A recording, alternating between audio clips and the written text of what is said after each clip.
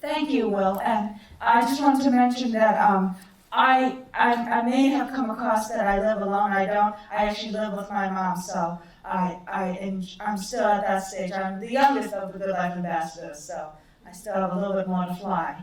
But now we're going to talk about advice, and my advice to you is to both individuals with developmental disabilities and for myself and for parents is it's a team effort. It's no one can be self-determined by themselves, even though the word self is in there. It's the self.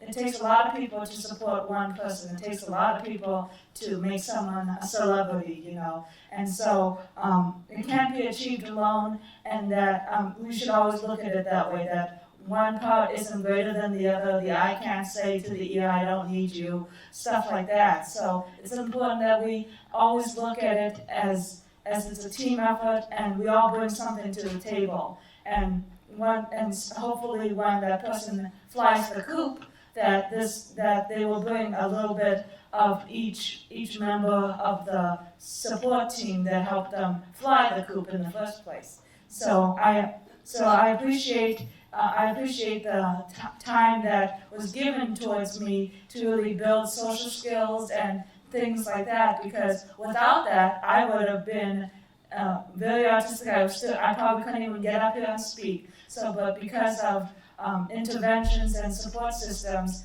I become self-determined, not by my own being, my own accord, but because of the people who have supported me to get here. And now Molly.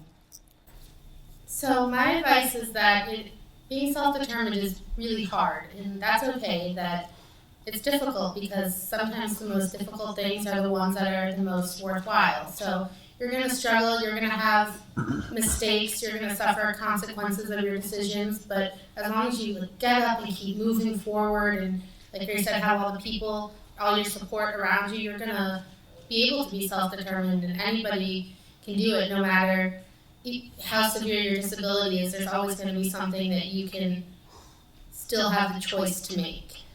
Whether it's speaking your choices or even just like Amy was talking about, eye gazing, which means having two options in whatever gaze your eye path takes. Is that there's still always going to be a way for you to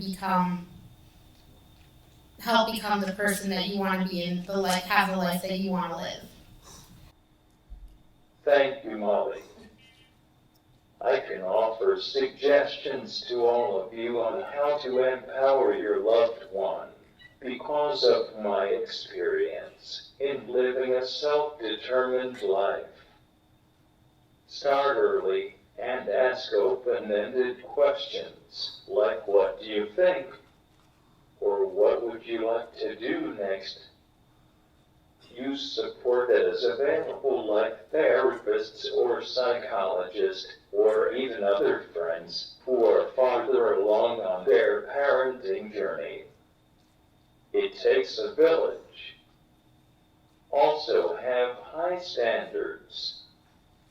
Having high standards will direct the life of the person with a disability, and also demonstrate positive role modeling on how we should be treated. My advice to you as a person with disability would be to teach them, guide them, encourage them. We all need guidance. I think guidance is the number one key to being able to be self-determined, being able to make own decisions. So the sky is the limit for all of us. So as long as you guys are teaching them in the right direction, the sky is the limit. And next, I'll turn it over to Will. Thank you, Christian. Now, I'm speaking as a person with a disability, I can say, always keep pursuing your goals. And, when you live on your own, you're going to run into a lot of hurdles. You're going to have your mistakes, as Molly talked about, and you're going to run into crazy people for most of your life.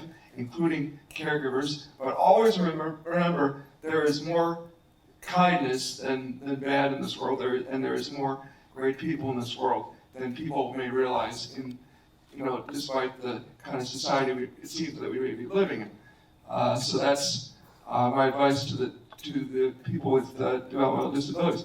But my advice to the parents is, I know, as we talked about earlier, sure, it's very, very hard to let your kids go.